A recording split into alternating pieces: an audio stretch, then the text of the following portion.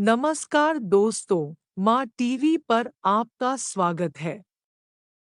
पति, पत्नी और नौकरानी। शीतल और अभिमन्यु की शादी को 5 साल हो चुके थे, लेकिन अभी तक उनका कोई बच्चा नहीं हुआ था। इसकी वजह से शीतल और अभिमन्यु परेशान रहते थे, लेकिन उन दोनों से ज्यादा परेशान थी शीतल की सास, यानी अभिमन्यु की माँ जानकी देवी। जानकी देवी चाहती थी कि जल्दी से जल्दी उनकी गोद में पोता या पोती आ जाए, और इसीलिए वो अपनी बहू शीतल को लेकर एक दिन हॉस्पिटल पहुंची।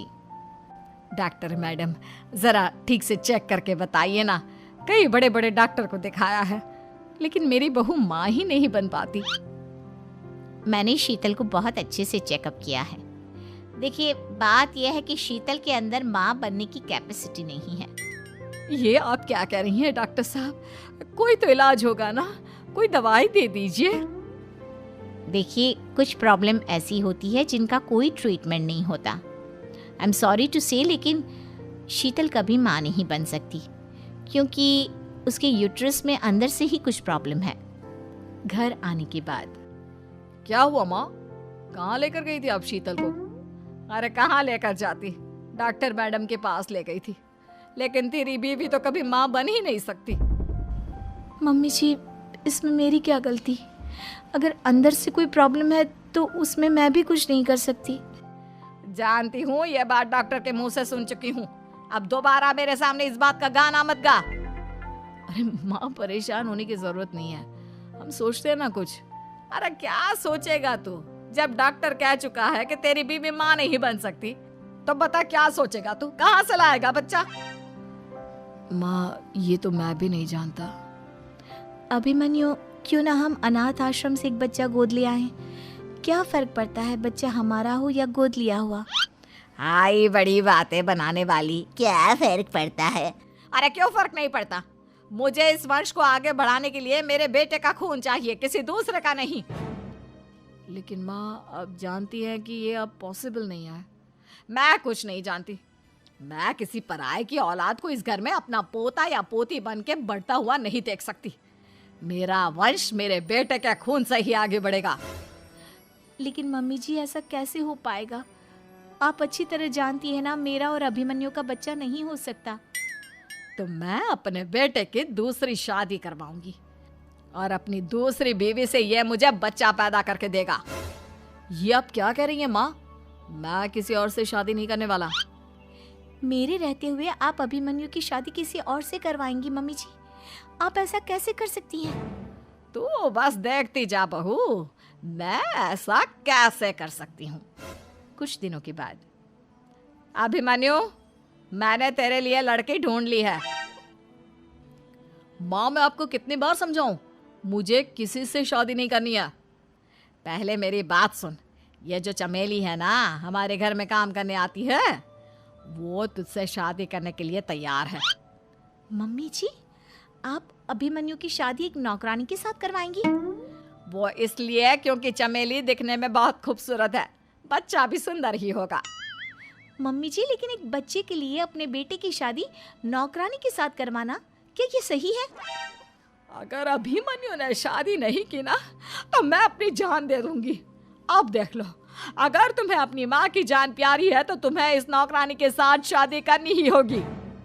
इस तरह जानकी देवी अपने बेटे अभिमन्यु की शादी नौकरानी चमेली के साथ करवा देती है। कुछ दिनों के बाद, नौकरानी से मालकिन बन के तो मजा आ गया। अब तो मैं इस घर की मालकिन हूँ। देखो, अपने आप को ज्यादा मालकिन समझने की कोशिश मत करो। एक बार तुम्हारा और अभिमन्यु का बच्चा इस दुनिया में आ जाए, उसके बाद तुम इस घर से हमेशा के लिए चली जाना। अरे जाओ जाओ, किसी और के आगे बातें बनाना। एक बच्चा तो पैदा नहीं कर सकी, बढ़िया आई। जाओ, जाकर मेरे लिए कॉफी बना कर लाओ। नौकरानी मैं हूँ या तुम? मम्मी जी, देखिए ना, शीतल मुझसे किस तरह से बात कर रही है। शीतल, तुम्हें पता है ना चमेली प्रेग्नेंट है, मेरे बेटे के बच्चे की माँ बनने वाली है। वो जैसा कहती है वैसा करो। लेकिन मम्मी जी, वो मुझे नौकरों की तरह ट्रीट कर रही है। अरे तो करेगी ना, वैसे भी बहू तुम हो किस काम की? एक बच्चा तो पैदा नहीं कर सकती। जाओ, अब घर के सारे काम करो और चमेली को आराम करने दो। थैंक यू मम्मी जी। भगवान आपका भला करे। आप नहीं होती तो मैं नौकरानी से महारानी कैसे बनती। देखो, तुम्हें जो चाहिए सब मिलेगा। खूब खाओ पियो, मजे की जिंदगी जियो, लेकिन बस मुझे एक बच्चा पैदा करके दे दो। कुछ दिनों के बाद, मम्मी, बच्चे के लिए आपने मेरी शादी चमेली के साथ करवा तो दी, लेकिन दिन और रात का चैन मिट गया है। सारा दिन शीतल और चमेली की बहस चलती रहती है। अब शीतल को इस घर में रखने से क्या होगा? मैं तो कहती हूँ उसे घर से निकाल दो, है भी किस काम की। मैं ऐसा नहीं कर सकता माँ, वो मेरी पत्नी है, उससे बहुत प्यार करता हूँ मैं। तुम्हारी पत्नी चमेली है, चमेली, उससे प्यार करो। अरे तुम्हारे बच्चे को जन्म देने वाली है वो। अभिमन्यु, मैं खुद ही इस घर से चली जाती हूँ। वैसे भी अपने ही घर में नौकरों की तरह रहकर परेशान हो चुकी हूँ। घर की नौकरानी मेरे ऊपर हुक्म चलाती है, वो तुम्हारी पत्नी बन चुकी है। अब मेरा इस घर में क्या काम। अभिमन्यु के बार बार रोकने पर भी शीतल उस घर से चली जाती है। कुछ दिनों के बाद चमेली एक बच्चे को जन्म देती है।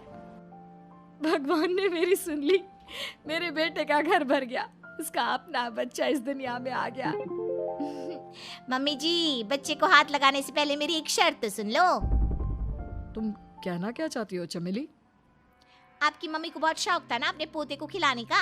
अब देखो, इस दुनिया में हर चीज की कोई ना कोई कीमत तो होती है। तुम अपनी आधी प्रॉपर्टी मेरे नाम कर दो, बच्चा तुम्हारे नाम। अरे लेकिन मैंने अपने बेटे से तुम्हारी शादी करवाई है, अब ये सौदेबाजी कहाँ से आ गई? जो औरत अपनी बहू को घर से निकाल कर एक नौकरानी के साथ अपने बेटे की शादी करवा दे, वो तो सौदेबाजी कर ही सकती है ना। उसका कैसे भरोसा कर सकते हैं? मुझे बस आप लोगों की प्रॉपर्टी चाहिए, उसके बाद ही बच्चे को आप हाथ लगा सकते हैं। मैंने कहा था ना मम्मी, आप गलत कर रही हैं। देखिए, उसका नतीजा आपके सामने है।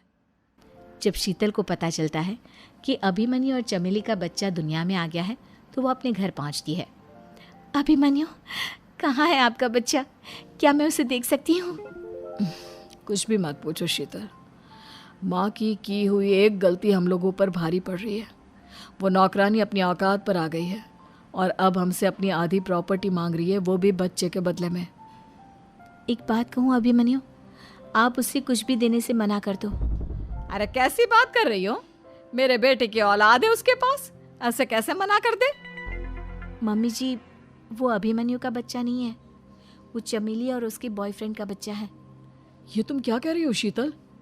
ये देखिए वीडियो, चमेली और उसका बॉयफ्रेंड आपस में बातें कर रहे हैं कि उन दोनों ने मिलकर आपको बेवकूफ़ बनाया है और अब इस बच्चे के बदले आपसे प्रॉपर्टी भी हड़प लेंगे। हे भगवान, ये मुझसे क्या हो गया? ना तो बच्चा मिला और अपने बेटे की नौकरानी के साथ शादी करवा दी सो अलग। अब क्या होगा? मुझे माफ़ कर दो शीतल, मेरी वजह से तुम्हें बहुत तकलीफ हुई है। अभिमन्यु, मैंने कहा ना, उस नौकरानी को उसके बच्चे सहित इस घर से बाहर निकाल दो।